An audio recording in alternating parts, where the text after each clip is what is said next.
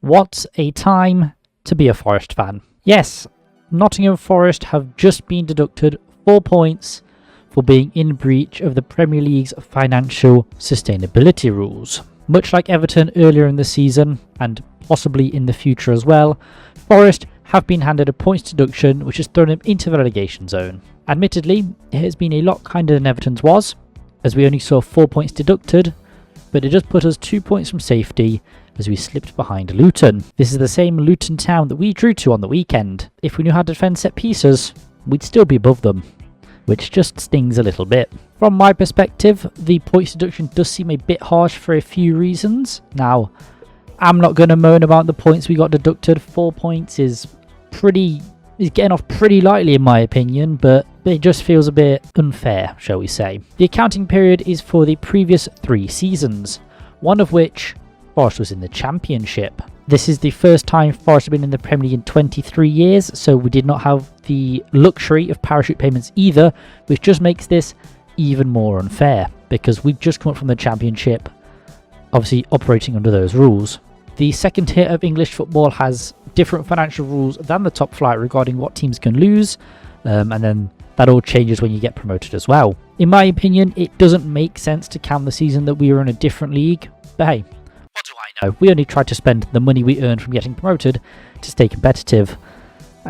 It feels like a crime. Apparently, Forest were 34.4 million over the allowed losses, so you can see why a points deduction was put in place by the Premier League, but that was more than Everton breached. We were actually set to receive an 8-point deduction from the Premier League. That was their initial charge, which quite unfair to be honest. But when you take into account Everton's points deduction, you can kind of see where they were coming from. But even at 8 points for breaching FSR when we were in the Championship just 2 seasons ago does seem a bit unfair. In our response to breaching FSR, we were quick and cooperative with the Premier League and the committee that investigated this, and they reduced it to 4 points deducted, which, thank you. It looks like our previous good history in regards to FFP, we didn't breach it in the Championship, really helped our case. Big up money saving Reds, I guess. The main crux of the matter though is our sale of academy talent and star boy Brennan Johnson. We sold him to Spurs for a pretty penny, £45 million on deadline day, so we got a good chunk of money for our academy graduate. Thank God we didn't sell him to Brentford for a cutthroat price. And apparently Atletico Madrid also bid about £42 million, which we rebuffed instantly, so a little tidbit there for you. But I think Brennan Johnson wants to stay in the Premier League and fancied the move to Spurs, so can you blame him? It's a much better league than La Liga. Unfortunately though, that sale was made after the accounting period, so threw us into some FSR turmoil. But I'm also sure the 5 million players we signed since getting promoted didn't help things either.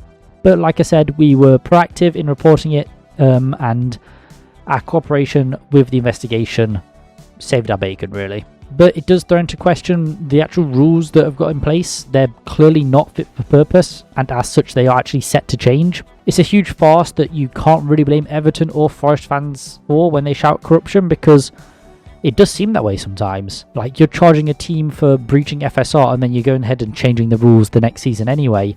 It does seem a bit unfair. But any teams charged should be charged with the rules that were in place in the time they were charged, pretty much. So that Man City 115 charges will affect them as it was when they breached it, and not under the new rules, if I'm correct. I mean, that's how it should be done anyway. It's clear to see, though, that our breach of FSR didn't exactly give us a sporting advantage, as we're in a worse spot than we were this time last season. It really does seem like the Big Six get to spend as they please to keep their monopoly, whilst everyone else has to sell the best talents just to survive and to stay within regulations. And the new rules they're bringing in aren't much better either, but teams like Aston Villa will not be able to sustain a spot in the top 4 because they can't afford to by the league's own rules, which just diminishes the competitiveness of the Premier League, which in the grand scheme of things isn't good.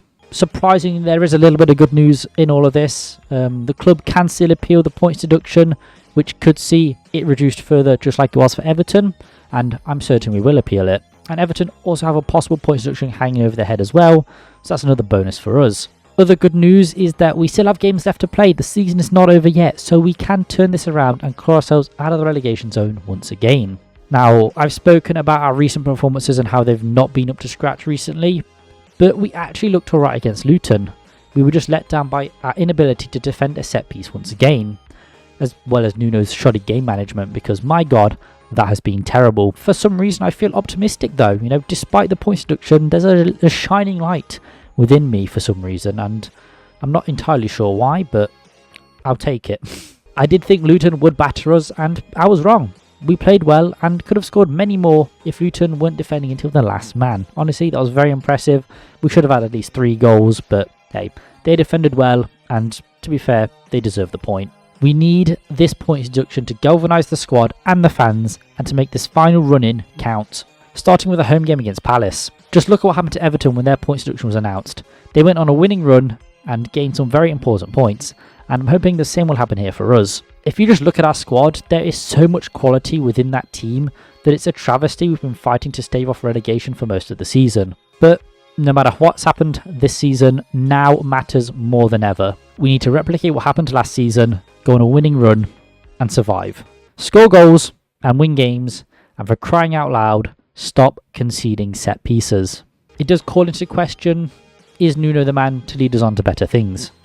Honestly, I don't know.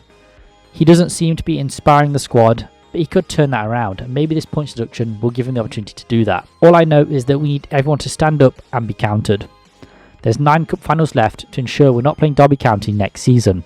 I think Nuno picked his strong squad at the weekend, and with a few tweaks, I believe we'd have our strongest 11 available. But please, for the love of God, manage games a bit better. There was no reason for us to take off Chris Wood and go 5 at the back on 75 minutes.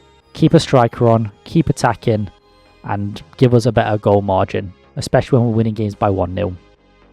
It's now or never. Come on, you Reds. We can survive this. And you know what? It might just piss off the Premier League a bit more.